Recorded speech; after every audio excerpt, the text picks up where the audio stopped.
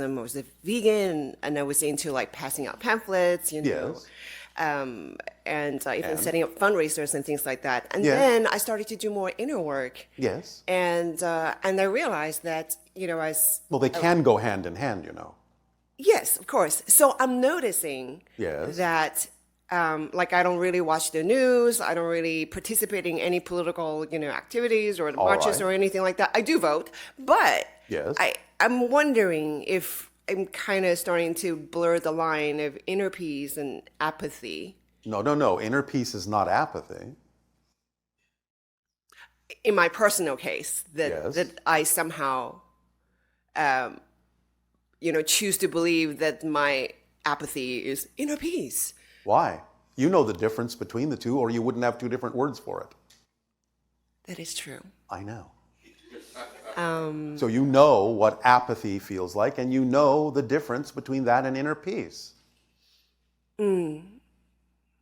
Okay. So where's the confusion? I guess the confusion is, I don't know. Like, I guess the confusion is like I don't feel exactly called to take strong actions. What do you feel called to take strong actions in? Well, my personal creative projects and Such as? such as What are you excited about? What are you passionate about doing that you're not doing? dancing and other creative, like traveling, and I do those things. All right. But is there something else you're not doing that you would prefer to be doing? Well, when a friend was sharing with me about what's really going on at the borders, with the Yes. what the ICE is doing and all that stuff. And I was, my first reaction was, well, this is, What would you prefer to be doing? um, I don't need the backstory. I feel like I should be more involved. Not should. What do you prefer to be doing? I prefer to do creative projects that make me feel happy, but I feel like maybe I can, on a personal level, make small donations or, Do whatever something. you wish, but what we're attempting to lead Yeah. you to understand is that if you are acting on your true passion, some expression of that will actually be helping more than anything you could do that is not an expression of your passion. Okay. You understand? You may not understand how those things are connected, Yeah. but they are if you are working and doing things in the action of your passion, because other people will see that and you will have more effect on them than you otherwise might doing the things you think you should be doing Yeah. in the way you think you should be doing it that isn't coming from your passion, Okay. but only feels like an obligation. And when you do that, that's where the apathy comes in, because you're not excited about what you're doing, so you no longer care. So when you do what you love to do, you are more of a living example to others than you may know. Even someone you may never meet, seeing you walking down the street being this wonderfully happy person because you are creatively expressing yourself, may have more of an effect on that stranger than you would ever have an effect on people you know when you're doing something that you don't love to do. It may change everything for them in their lives just by seeing the living example you are of following your passion. You don't have to know exactly how those people get impacted by you. You just know that they are being impacted where they need to be. By you being yourself, that's the whole idea. When you are the shape of the puzzle piece you were created to be, you fit in the puzzle picture and help create the big picture that supports all of the pieces that make it up. But if you're not being the shape you were made to be, you don't fit, you're not helping to create the big picture cannot be experienced by the other pieces as supporting them. Make sense? Yes. Does this help? Yes. So follow your passion, act on your passion in whatever expressions naturally come, and you will be led through synchronicity to do the things, and sometimes they may look similar to what you were doing before, but you will have found a new way to do them from your passion that you may not have considered before because you weren't in the proper state to see that that was also an alternative way to do it. Yes. You have to be the vibrational state to even conceive of the way to do certain things that are representative of that state. Otherwise, those thoughts, those inspirations don't come to you because you're not on the wavelength to receive them. Okay. All right? So start with the formula and just see what happens, see where you're led, and whatever opportunity is presented to you, always look for the way to do it in the most exciting way you can, and have the discernment to tell the difference between whether it is truly representative of your preference or not. And of course, the remember to make sure that you're not the one dampening the excitement with negative belief systems you're unaware of. Okay. Yes? Does this help? Yes. All right. One follow-up question may have just the same answer. Maybe. But so I started out creatively as an actor, and I used to pursue it a lot. And Yes. then I started to pursue other things that were Yes. more exciting to me. And then At the time. At the time, Yes. and so I kind of just not really focused on acting. And then the weird thing was, Yes. I started just booking jobs and getting more auditions. Yes. But my excitement is still feels like somewhere else. But this keeps happening. So I keep following through. Again, Yeah. are you blocking what could be exciting with your assumptions that it's not? Yes. Then use your imagination to see that these things are coming to you in a way that gives you an opportunity to really look for other ways in which you might be able to find the excitement in that, or finally and ultimately determine that it is simply not your preference, not your excitement, but because you keep repeating it for yourself, you are trying to tell yourself something. And it might simply be that you have too many negative fear-based belief assumptions about what doing that may actually mean, when you could be using your imagination to figure out how it would be more exciting to do it in a different way than most people might assume. Think, as you say, outside the box. And finally, actually even get to the point where you realize there is no box. Sounds good. Thank you. You are welcome. Now, I'm going to audition you right now. No. Show me a person finding their way back to their seat. All right. Thank you. Thank you.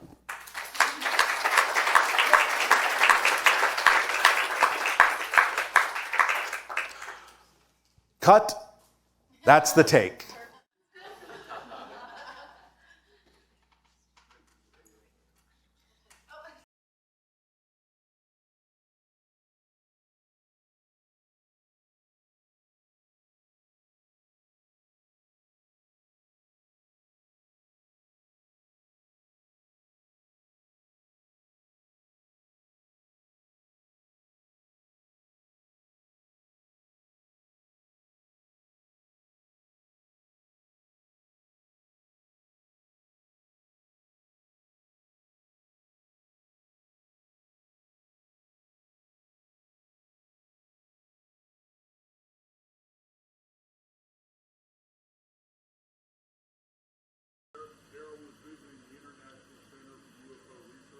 Darryl was visiting the International Center for UFO Research in Scottsdale. in Scottsdale.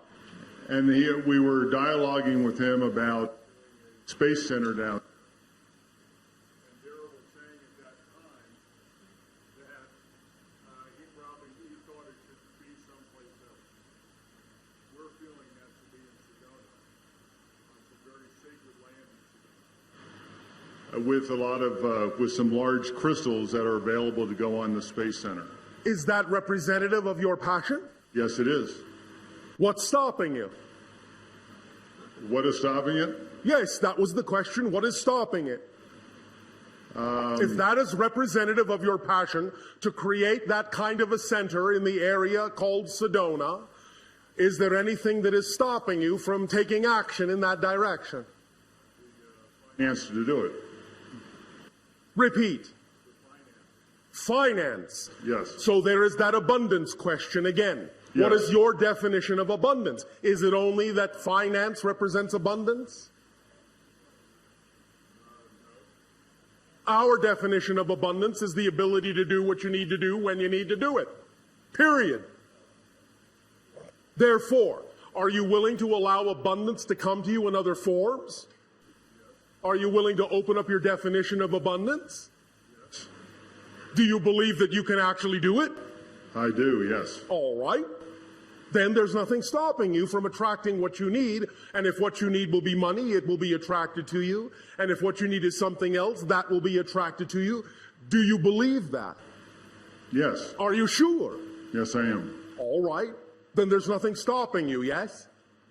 All you need to do is take whatever actions you are already capable of taking on anything at any given moment that excites you the most. Whether it appears connected to your specific dream or not is not the issue, correct? Correct. Excitement is the key. Excitement is the thread that's connected to all other excitement. So it doesn't have to come in a form that looks like it's connected to the specific thing you may be excited about at that moment.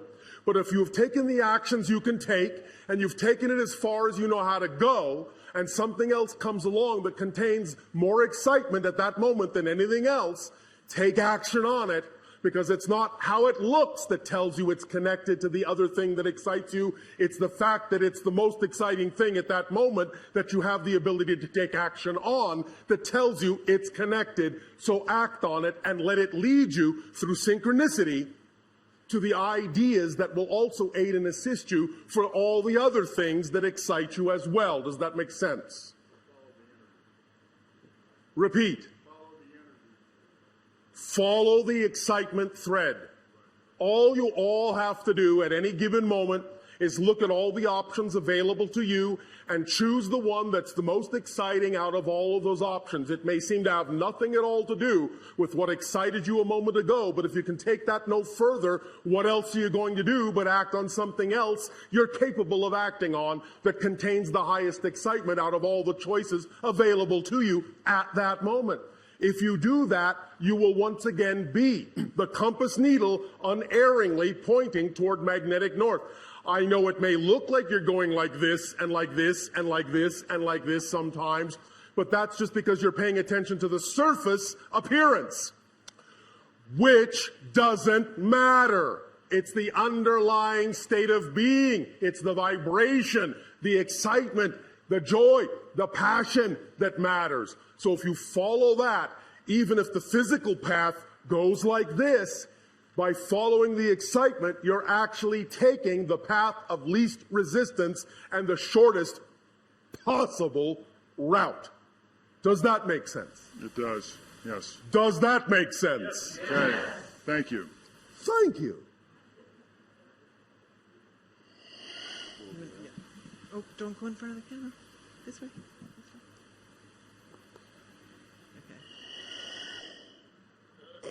Good day, Bashar. How's it going? And to you, good day. It is going very well, thank you. How is it going with you? It's going great. Oh, all right. Yeah. I just really want to know what your thoughts are on binaural beats and technology, involved with audio for meditation. Yes, sir. And what are your thoughts on that for the future? Our understanding is always what is created between the two.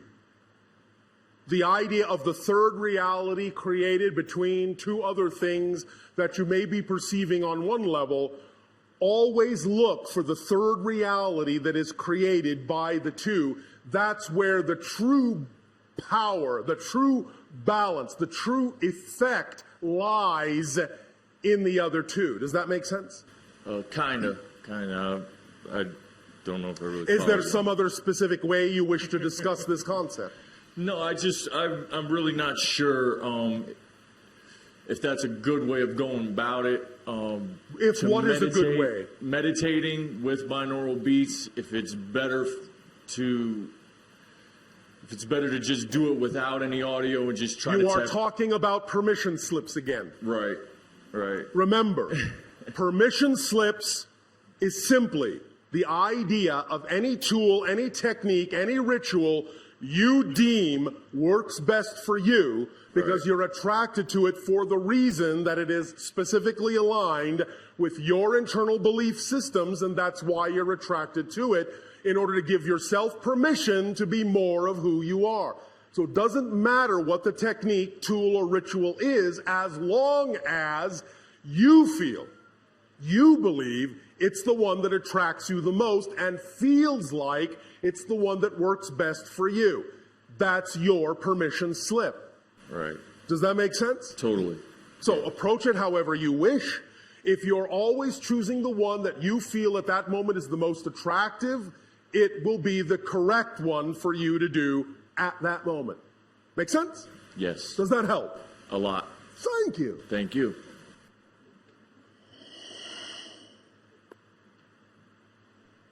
Hi, Bashar. And a you good day. We have a question here from Amira and Michael, Oh, all right. and it has to do with your ship being over Sedona. Yes. Well, one thing we were wondering is, what is the significance of you being positioned over Sedona in particular? You all already know that it is a very strong gateway and energy vortex that taps into a multitude of dimensions. Yes? Yes. Therefore, it is, in that sense, like we have just described in the brain, a neutral zone that allows us better handling, a better facilitation of the energy of a multitude of dimensions in one spot. Make sense? Yeah. It's like having your hand squarely on the main control switch to regulate the energy in a very easy way. Whereas if we were off center from that, we would have to contend with a multitude of frequencies, a multitude of vibrations that were not correlated, that were not harmonized. But by dealing with the vortex, the center itself, then they are all within that neutral zone at the very center, all harmonized and easy to process, easy to transform from one to another, easy to redefine. Make sense? Yeah. Easy to recalibrate. So basically, you take the energy and you convert it with your ship, or how do The you? ship is like, in a sense, a lens, a prism that is the representation of the combination of the blending of my own physical mind and my higher mind, and the connection we have with my entire society and many other beings, and we run it through that frequency domain, in a sense, like a filter, like a filtration system, and then process it back out in a way that is more compatible and more conducive to allow transformation to be easier for all of you. I see. Thank you. So, if I could just go on a little bit more about this. All right, When- just a little bit more. Okay. So when the decision was made to move from Cairo to here, Yes. what precipitated that? What brought that about? Shifts in the collective consciousness. So were you surprised? I mean, did somebody give you orders to do it, or was it? Well, in a sense, but that simply happens automatically within our telepathic link. It's not like there is a sergeant major that comes along and says, "Soldier, move here. Here are your marching orders." It simply happens within a collective recognition and an understanding of how we simply automatically and intuitively need to rebalance and reposition ourselves to match the new frequency. It's more of a dance I see. And than something quite so military. so are there others positioned around the planet of the Sasani society? Because I know at one point there was, you talked to us about where There others are others of my society positioned around your planet. There are many from many different societies positioned at different points around your planet, forming, in a sense, a grid. Okay, and I bet one day you'll tell us where they are, huh? I bet one day I will. Thank you, Bashar. You're welcome. Hello, Bashar. And to you, good day. You always answer all my concerns in your monologue, and I get to the point where I'm speechless. Well, thank you for your synchronicity. You know, remember that in our natural state, on our natural planet, because we're all telepathic, we are all naturally speechless. Many of you don't stop to realize that because we're all telepathic, our planet is very quiet.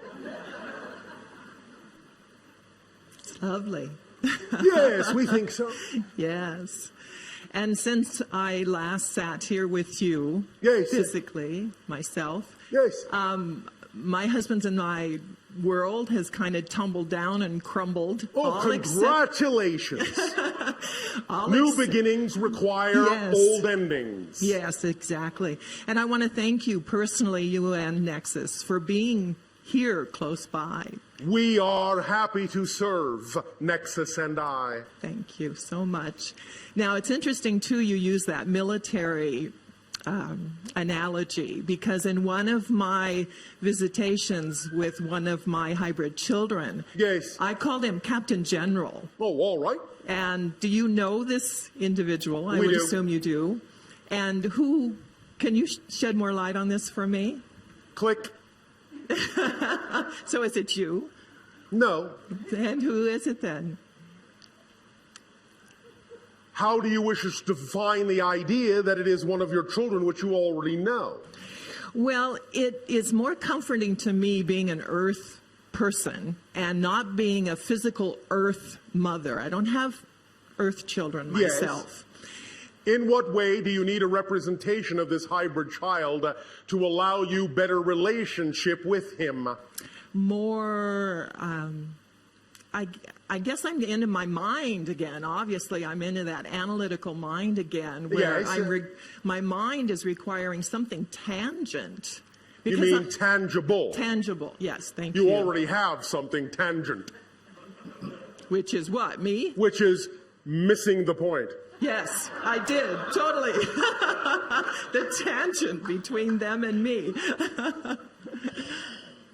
So, you want something more tangible. Please. All right. Where are you going to be on Mother's Day? On Mother's Day next year, Yes. Well, if you want to say Mother's Day 5 years from now, that's all right too. But yes, Mother's Day next year will do. where would I Mother's like Day 2010. 2010, I would love to be on a beautiful sandy beach with the ocean waves lapping at the shore. Where on your planet does that specifically take you? Well, I immediately think of Riviera Maya, which is south of Cancun. And that is where you would prefer to be of all the places on your planet that are represented by that kind of an environment that is representative of your highest passion to be there? Yes. Are you sure? No. Because there's so many places. I mean, I'd love to be in Greece. I'd love to be Right south of now, France. at this moment Yes, of sir. this conversation, maybe it will be different on Mother's Day in 2010. The point being, Yes. if you will be at whatever that place is on Mother's Day 2010, you will get your tangible connection. I see. All Thank right. you. Thank you. Thank you. Yes, sir. May I also interject this? I haven't personally spoken a lot about my relationship with the creation of the hybrid children before. All right. And I'm doing it more and more now. And I'm finding so many people have so much fear involved with Yes. this. And when you first shed light on this again for me many, many years ago, Yes. you said that I knew I could take it, and that's why I volunteered for the program. And Yes.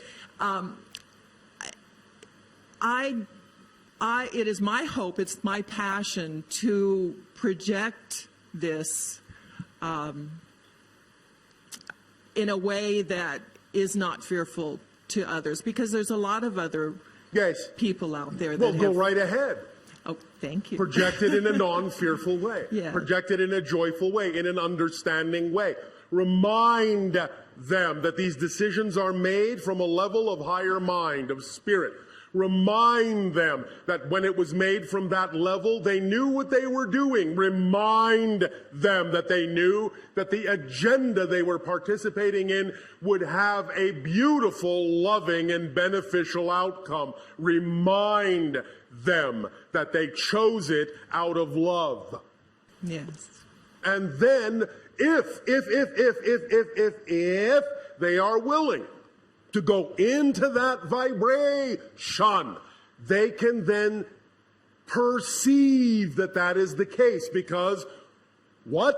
Remember what? You cannot perceive what you are not the vibration of.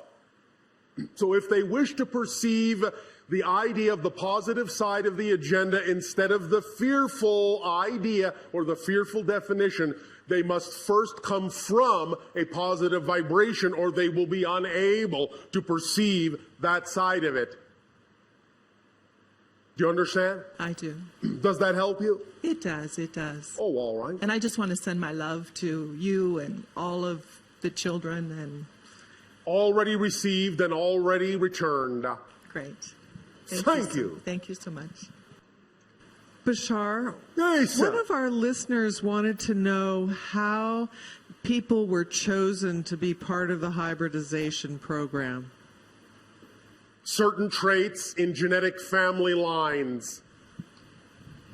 So can you share any of that with us, like specifically what they Yes. were looking for? The idea would be that those genetic traits that existed in certain family lines that would enhance, that would naturally, evolutionarily enhance health, telepathy, mental cognition, those kinds of things. You understand? Yes. So that's why it has people from all different levels of life Yes. involved in the program. Yes. Very interesting. Thank you. Yes. Hello, Bashar. And you good day. Hello. I was wondering, how do you view ascension happening? Or Ascension is happening right now Right. before your very eyes. Remember, your vibrations, those that are allowing themselves to become more of themselves every day, are ascending. It doesn't necessarily mean it will happen in the blink of an eye. Ascension doesn't necessarily mean one day to the next, one moment to the next, although in a sense it does, and I will explain that in a moment. But you are all ascending if you are becoming more holistic on a regular basis. If you are, in that sense, pursuing and allowing yourself to become more aware of your true spiritual nature and blending, integrating, harmonizing those aspects of yourself within your total being. You are ascending. It's simply raising your frequency. Remember, you are much more ascended today than your species was hundreds of years ago. And if there was a being that you were able to bring from the past, from 300 years ago, into your present, someone who used to live 300 years ago, and brought them into your present day, when they saw you, you would look like you were glowing with light to their eyes because your frequency is so much higher than theirs. It's just that you're all used to it, so you don't see it. It's a natural frequency for you now, so you don't know how much more ascended you are now than you used to be energetically. You will continue to raise that vibration. When you get to a certain level of ascension, a certain frequency level, you will be able to perceive more refined energies as well and begin to see things more as energy as well. Now, the idea of your 2012 date is a demarcation date, but that doesn't mean that the day before you're all not ascended and the day after you all are. The idea is that it is a tipping of the scales. The 2012 date, December 21st, 2012 date, is a recognition that before that date, the majority of the energy on your planet was negative. After that date, the majority, by a little bit, will be positive for the first time in millennia. then it can start to accelerate and snowball faster and faster and faster and faster. And all of that is part of the process of ascension. Does that make sense? Yes, thank you. Does that answer your question? Yes. Thank you for rising to the occasion.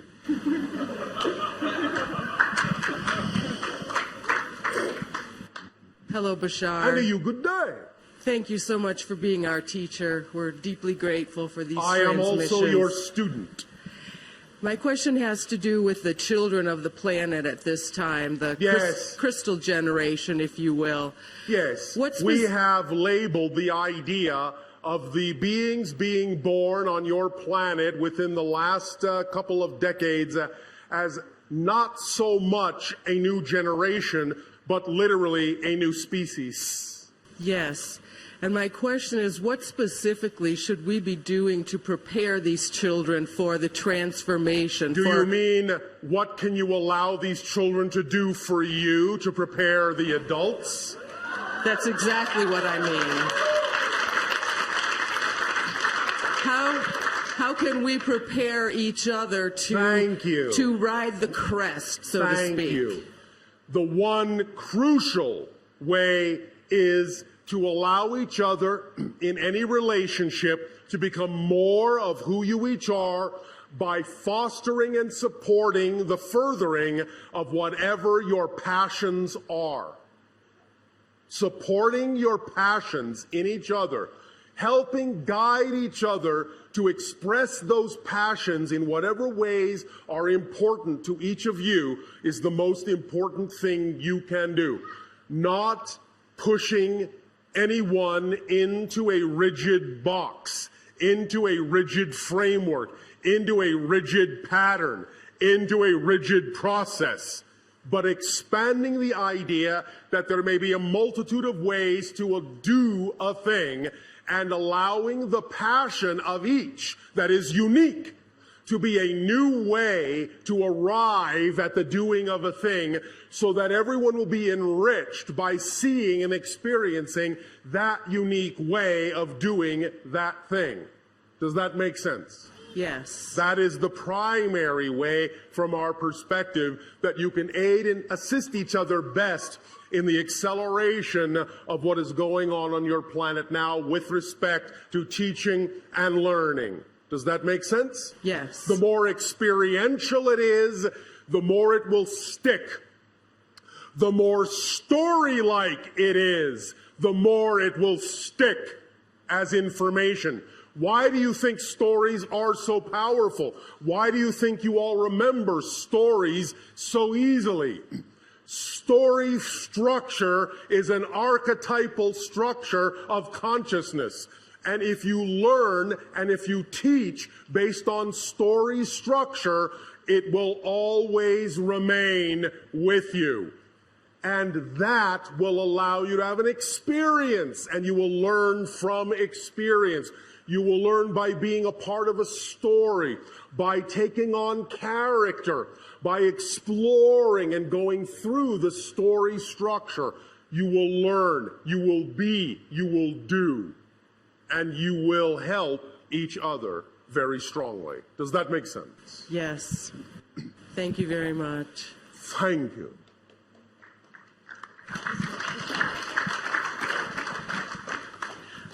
Bashar, along those lines, another question came in about the idea of, could you share with us maybe a story from your society about a child and how you taught that child in your society? Thank you. We will. Because of the nature of what we do in terms of interacting with societies such as yours, to begin the process of contact between our respective societies, most of the children that I interact with are those that are also interested in doing similar things. So we will talk about one of them. Okay. One moment. We will, for the convenience of you humans, refer to this child as Joe. Safin. Joe Safin. Joe Safin, in your terms, is 11.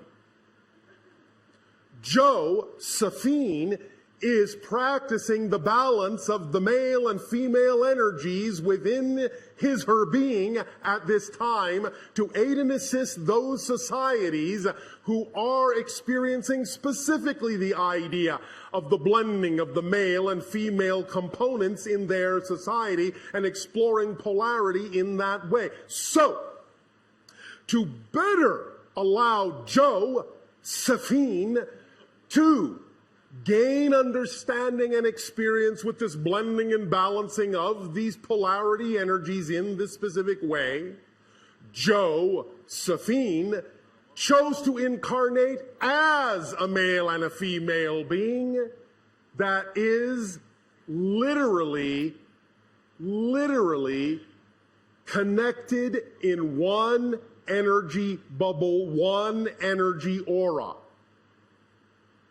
They are never more than a few feet apart, ever. Joe and Safin. They work together, they think together, they are, in a sense, one soul in two bodies, sharing an aura, sharing a bubble, sharing an energy field. One day, Joe and Safin, walking through the grasslands of Eththani, our home world, came upon two animals. These animal consciousnesses are similar to your feline, but not exactly. These two animal also had done the same thing, had chosen to be male and female within one energy field. And as Joe and Safin are walking toward them, and the two feline-esque animals are approaching in the field of grass to each other, they meet. And as they meet, their energy field wraps around all four. And for a time, the animal consciousnesses and Joe and Safina consciousnesses become intermingled, become mixed, become harmonized in the neutral zone. From that moment, then they split. And now the two animal consciousnesses, wherever they travel, Joe and Safin can see through their eyes, and Joe and Safin can give the animals an understanding of what it is like to interact with other kinds of beings on other planes and other levels of existence. They are then, in a sense, their familiar. They are, in a sense, then their totem. They are, in a sense, then their helpmate. They are, in a sense, then their co-guides on Eththani forever and ever in the life as it shall be unfolded unto them. That is the story right now of Joe and Safin. There will be more later. Oh, great. That was just lovely. One moment. Joe and Safin say, hi, hi. Oh, all right. They also say, hi, hi. Well, we say hi, hi to them too. All right. What about saying hi, hi as well? Hi, hi. Hi, hi. Thank you, Bashar. Thank you. That was lovely. For allowing us to share a portion of our experience of life. Yes, we're looking forward to more. Hi, Bashar. And to you, good day. I just want to thank you. Speak up and be bold so that all may hear what you have to share. Sorry. I just want to thank you for acting as a reflection for me. We thank you for allowing us to do so. I have a question about instant manifestation. Instant manifestation, yes. I know that everything instantly manifested and all through the time delay. Yes. Time delay, remember, time delay is just an illusion. Right. There actually is no such thing as a time delay. Okay. There is always instant manifestation, every moment. It's just that what you instantly manifest in the next moment may not appear to look very different than what you were manifesting the moment before. But it is completely different. The way you would then recognize that you're always instantly manifesting is to create the next instant manifestation to look very different from the one before it. That's how you'll tell you're instantly manifesting. That's how instant manifestation would be revealed, but you're already instantly manifesting, but most of you are doing it in such a way that you're creating a sense of flow and continuity in such a slow change appearance that it appears as if there's a time delay when no such thing exists. Does that make sense? Yeah. All right. So where do you wish to go with this idea from here? I want to... Speak up. Sorry. I wanted to create a device or a thing that allows instant manifestation. But you are the device or thing that creates instant manifestation. I know that, but... You want to create a reflection, a simulacrum of that. It would be an equivalent of the controls of the holodeck. You may do that if you wish. What is the first thing your imagination tells you as what would be the best way to approach creating such a simulacrum? It tells me to start getting rid of my belief systems. No, not getting rid of them, transforming them. Bypassing them, yeah. From what to what? Can you pick a specific belief you have now that is not allowing you to do this and tell us what you would like to transform it into that would allow you to do it? It would be the simple belief that, we walk around the world and, we interact and we touch a wall and it's there, that kind of belief, whatever that is. All right. And what kind of a belief can you actually replace it with that would allow you more flexibility and malleability in the illusion of space-time? Well, I was thinking about beliefs as maybe like a virus. Could I program a belief to be a virus and take out the beliefs in the way? All right. You can do that. Okay. The zone, neutral zone that you were talking about, Yes. I assume that's a method to get that done? It is one permission slip that takes advantage of certain strong underlying archetypal common energies for you all. So yes, it might work for you as well. If you wish to apply any specific twist to it in your imagination, feel free to do so because your imagination knows what it's doing when it does that. Do you have a practical method you could suggest to me? Was that not a practical method? Yeah, it was. Maybe. So what other practical method are you referring to? More in alignment with my excitement. Allow yourself to sit in an empty room, and besides the room, have one other object of your choosing in that room. I would suggest that the object be of a homogeneous material. You understand? Not many mixed materials. Okay. One homogeneous thing.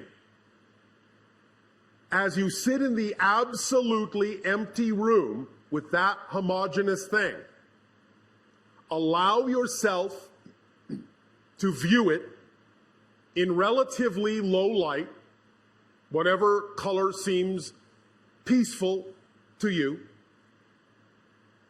Have the light behind you so you can't see it, but have it be bright enough just to see the thing.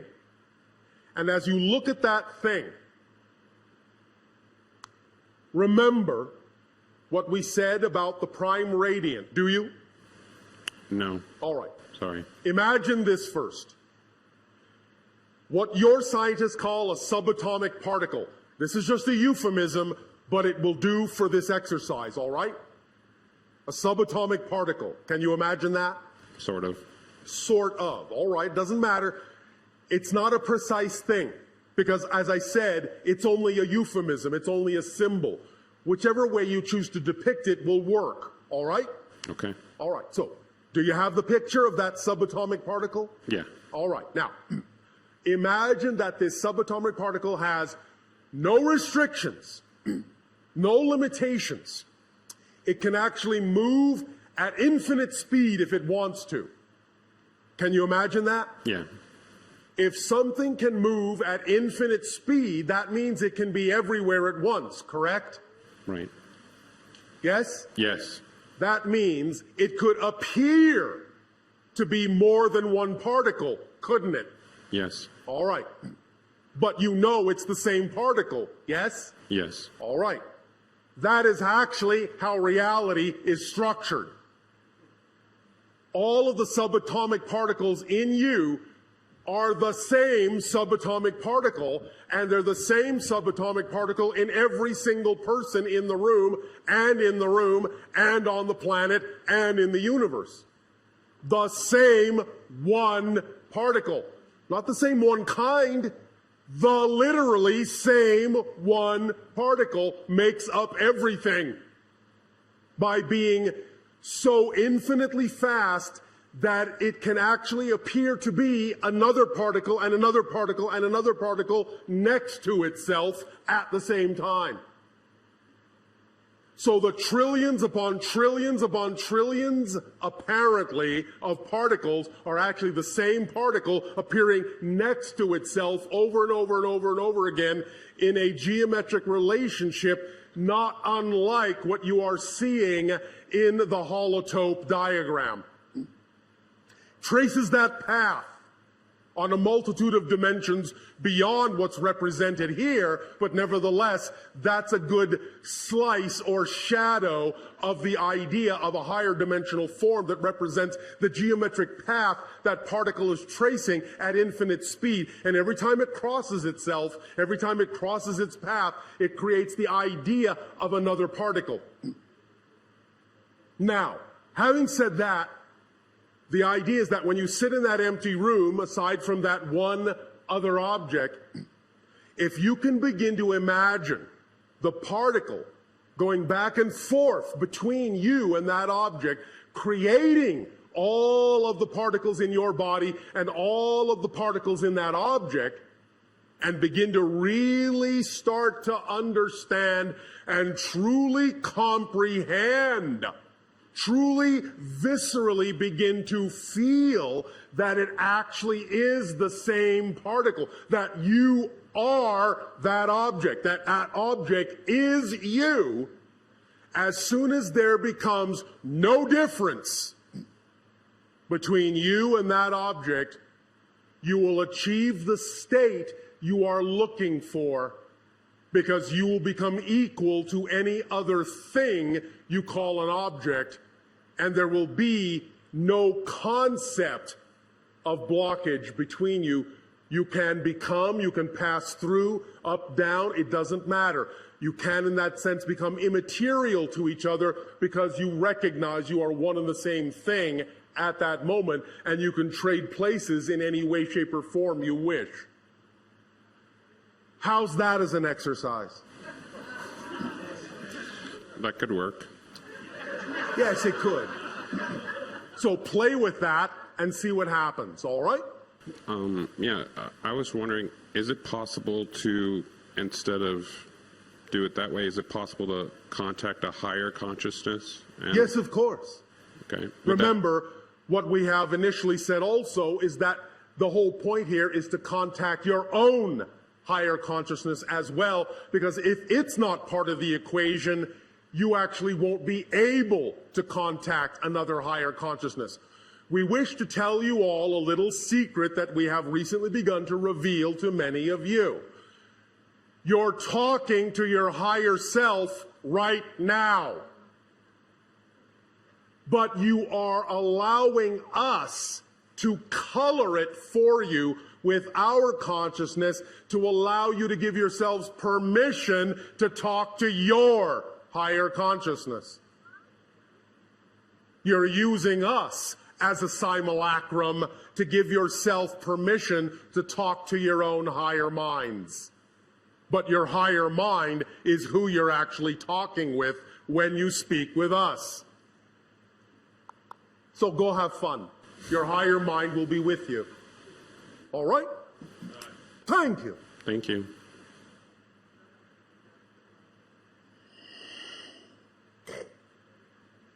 Good afternoon, everyone. Andrew, good day. Thank you. We have this kind of idea in our civilization. It's about utopia. It's when everything is perfect and we were trying to build it. And how it's like your civilization doesn't look like. Our civilization operates on what you would call perfect synchronicity. Everyone is where they need to be, when they need to be there, interacting with perfectly who they need to interact with at exactly the right place and the right time. No one tries to do anything. Everything just happens automatically, like an automatic choreography. We are all in perfect harmony, all in perfect joy, because the only thing that excites us is to do what excites us. And everything that excites us harmonizes perfectly with everything that excites everyone else, and we all come together to do things, and we all split apart to do our own things exactly when we need to. So how we come up with these ideas, it's not kind of, it doesn't remind anything like you was talking about this neutral zone and your civilization. As each and every one of you learn to validate the individuals that you are, you will start to recognize that unity, complete harmony, is the product of absolute validation of all the individuals within the union. So by each individual becoming more their full self, by acting on their passion, by going into this neutral zone, becoming a fully balanced being, then each individual will begin to work in perfect harmony with every other individual who also does the same. And the more individuals that do that and create that state of being will then create a harmonious world. But you must understand another secret about the idea of changing your world. You actually don't change the world. You just change yourself and shift yourself to a parallel earth that is already representative of the vibration you have changed to. The old earth is still there, it's just that you're not focused on it anymore. Does that make sense to you? Yes. Does that help you? Yes. Thank you. And a small question. Like, I don't remember any experience like people describing about a lot of with abduction and everything else. Yes. Does it mean that I don't have any relatives in other civilization? It does not mean that. It just may mean that they didn't happen that way. You understand? Yeah. You all have relatives in other civilizations for a variety of reasons, but it may not necessarily have taken place that way. All right? All right. And another question, like in the childhood, I always had this, I don't know, memory or idea that like I was brought here for this kind of strange program. All right, well, maybe you do have relatives that way. Yeah, it's kind of like, I thought maybe it's how you... Yeah. If there is any need for you to remember many of these experiences and interactions, then as your life unfolds by following your passion, you will automatically remember. Remember, you will never miss an appointment that you need to keep. The only way to miss an appointment that you have arranged is by worrying that you will miss the appointment. That's the only way to miss the appointment. Otherwise, if you don't worry that you'll miss the appointment, you cannot miss the appointment. So you will remember everything you need to remember. You will keep every appointment you need to keep by just following your passion. It's an automatically organizing principle. So if there's anything about this you need to remember, it will come to you in whatever way serves you best. All right? Thank you. Thank you. Pleasant dreams. Thank you.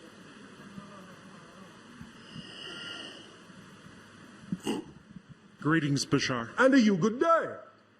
I would like you to speak about phobias. Phobias. Yes. Specifically, why does it take the energy away from you to give you a fear about something that you shouldn't be afraid of? If you are afraid of it, it is an indication of a belief system within you. Every single emotion is an indication of a definition you believe to be true about yourself in relation to the circumstance.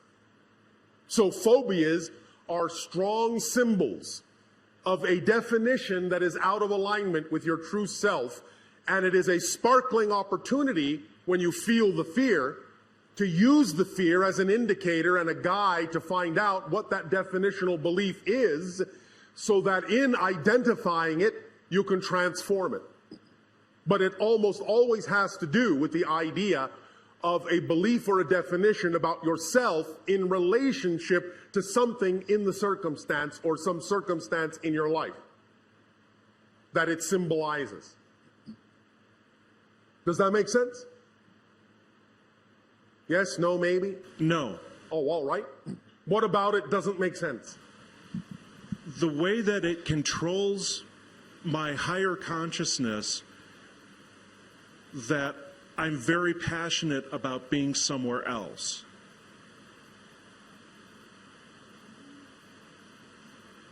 You mean you are afraid to be where you are? Yes. So much that you wish you were somewhere else. That's not being passionate.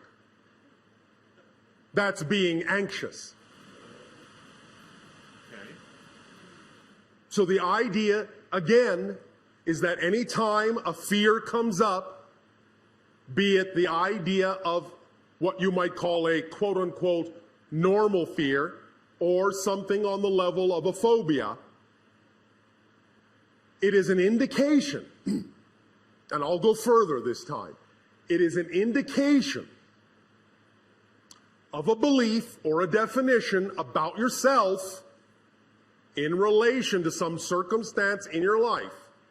That's what a general fear is. An indication of some negative belief about yourself in relation to some circumstance in your life. A phobia, being that it is so much more amplified or magnified, is an indication not only of a negative belief about yourself in relation to some circumstance in your life, it is also an indication of a belief, of the existence of a negative belief that allows you to be addicted to the negative belief about yourself. It's a reinforcer, an amplifying belief that's also negative. That's why it's a phobia. That's why it is so highly amplified. Does that make sense? Yes. So, nevertheless, still an opportunity to ask the ultimate question in any and all of such circumstances when they crop up. The question being, what would I have to believe is true about myself in relation to some circumstance in my life for me to feel this way about this thing? What does this symbolize to me in my life? When you start asking those kinds of questions in a meditative, quiet state, once you have neutralized the idea, you will start getting answers about what belief system the phobia represents. So the first step is when you feel the fear, All right, be somewhere else, back away, neutralize it. Don't put meaning into it. Remove the negative meaning. It's just a situation. It's a neutral prop. It's nothing. It means nothing at all. Now then ask the question, what would I have to believe is true in order to have this fear, to have this feeling about some circumstance in my life that this thing represents? When you do that from a neutrally balanced place of meditation, and you're quiet and listen for an answer, you will start to hear your higher mind answer you about what the negative belief actually is. You'll start to get a feeling. You'll start to get a picture. You'll start to hear something, or you'll just get a knowingness. Something will just pop into your head, or you'll feel inspired about something. You will get some information. But that's the question. What do I have to believe is true about myself in order to feel the way I do? That's the fundamental question. Make sense? Yes. Does that help you? Yes. Anything Thank else? You. No. Thank you. Thank you. Thank you. I'd also like to talk to the teleconference attendees for just a moment and let them know that if we do have a dropout of our signal, to stay online because we will reconnect you. So thank you all for joining us. Would you like to ask a question? Okay, go ahead and sit here. Hi, Bashar. Good day. It's wonderful to be with you again still. It is always a joy for us to interact with each and every one of you. Thanks. I was hoping that you could answer to identify for us what the chemtrails are that have been happening around the planet and whether this... We will not talk about chemtrails. Okay. That data is no longer available from this terminal. Okay. Otherwise, can you tell us anything of the the man-made genetically manipulated virus, the H1N1 swine flu that apparently is man-made? That data is no longer available from this terminal. And then otherwise... Are you noticing a pattern? Yes.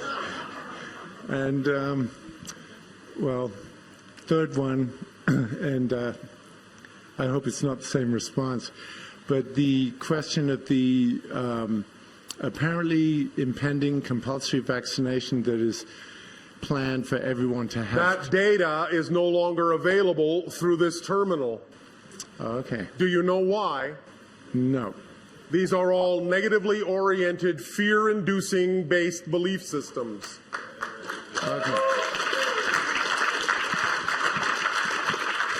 In this particular time now of our interactions with all of you, we simply cannot expend frequencies and energies in those domains.